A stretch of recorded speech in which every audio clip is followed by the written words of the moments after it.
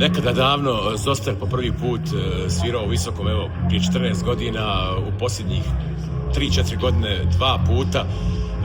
Uvijek su to dobri koncerti, uvijek Zoster rado slušan i rado viđen.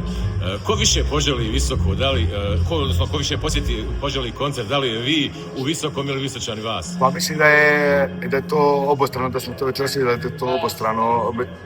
Mi nosimo neki umor, cijelo ljeto sviramo i ja ne znam otkud nam ta energija, a onda se dogodi ovo čudo i kad dobijemo neki čudom od ljudi takvu i kako opisati večerašnju energiju?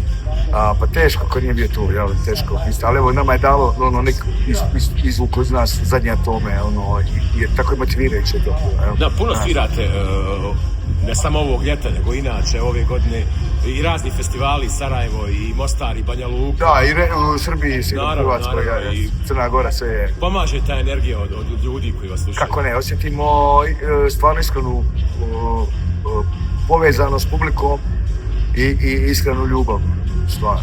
Pogotovo ono što je najfascinantnije, puno djece nam dolaze na koncert. Dolaze roditelji, i ja sam roditelj, imam blizanke od 12 godina i nekako mi je to najponosniji sam na to što je to je ogromno povjerenje kad dovedeš djecu na koncert.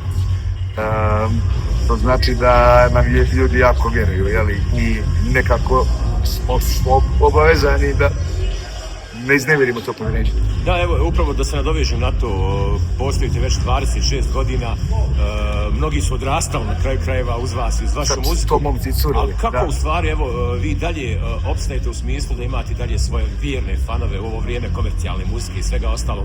Vi dalje ste bend koji uvijek ima sigurnu bazu svojih fanova. Pa zato što smo je gradili i ona nije uvijek bila...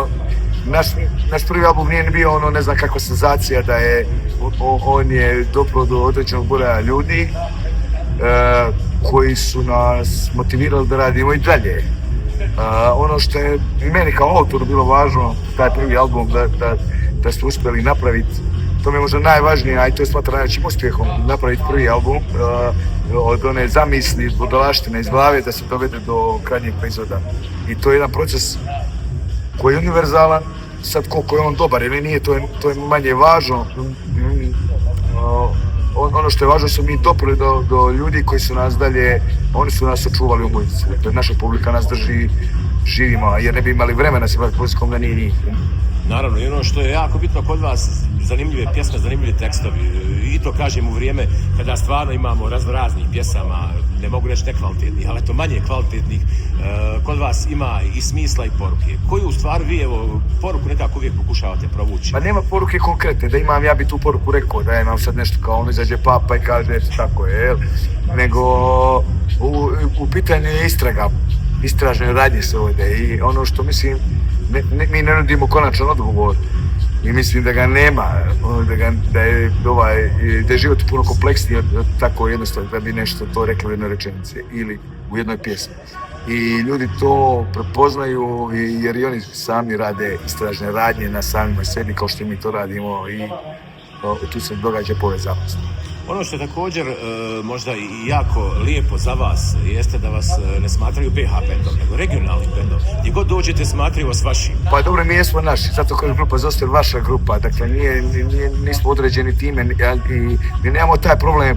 Možda u sportu, ja volim sport isto, ali je on određeno, imamo momčad i navijamo i onda navijamo protiv nekoga, ali na koncert je naš na utakmici.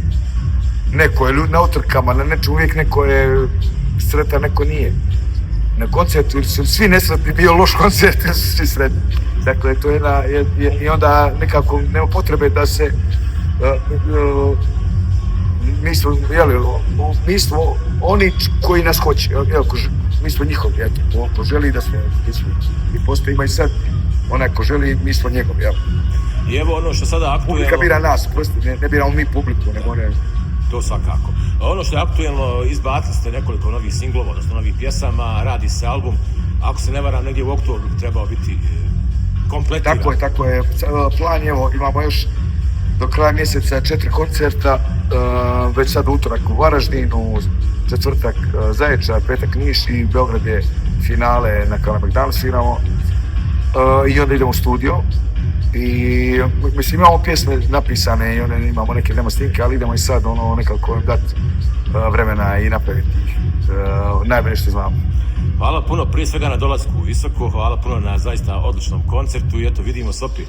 Hvala vama i evo, stvarno, evo anegdota jedna, imali smo, ne znam koja je to godina bila, imali smo jednu turneju koja je bila zanimljiva, u 3 dana smo svirali, i svirali smo na Visu, pa smo išli u Visoko i na kraju smo svirali ispod Starog mosta skokove, znači Vis, Visoko, skokovi, i tako smo zvali tu turneju 3 dana.